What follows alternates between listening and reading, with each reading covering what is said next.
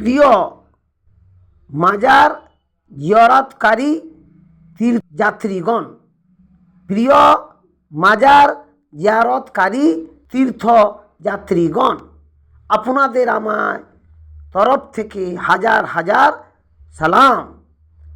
আমার আবেদন, সারা পৃথিবীতে যত মাজার শরীফ আছেন, এক শরীফকে যদি আপনি দেখে নেন, এক শরীফের যদি আপনি জিয়ারত করে নেন, এক শরীফকে যদি আপনি পবিত্রতার সাথে পড়েন, বুঝেন, সেই অনুযায়ী চলেন, তাহলে পৃথিবীর সমস্ত মাজার শরীফ আপনার জিয়ারতের সমতুল্য হবে।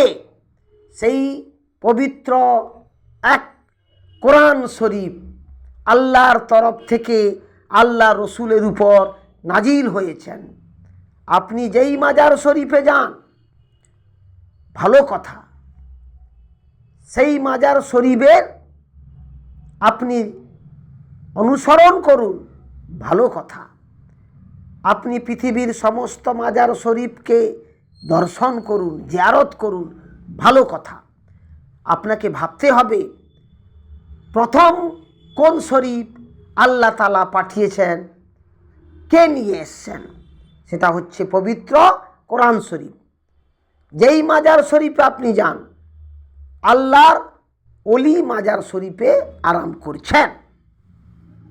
আল্লাহর ওলির, আল্লাহর প্রদত্ত ক্ষমতা এমনই আছে, মৃতকেও জীবিত করতে পারেন।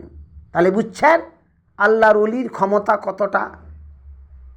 এইখানে একটা ভাবতে হবে, যে যত বড়ই ওলি হন, তার কাঁধে ওলির সর্দার গস পাকের পবিত্র কদম মোবারক তথা পদচরণ আছে। আর গস পাকের কাঁধে আল্লাহর রসুল মদিনাওয়ালা নূরে নূর মুহাম্মদুর রাসূলুল্লাহ সাল্লাল্লাহু আলাইহি সাল্লামের কদম মোবারক আছে, পদচরণ আছে। এবারে ভাবুন, তার কাঁধে কারোর পদচরণ নাই। কখনো কখনো ইমাম হাসান হোসেন বসে পড়তেন।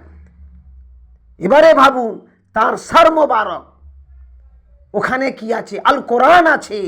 আল কোরআন আল্লাহ রসুলের উপরে নাজিল হয়েছিল।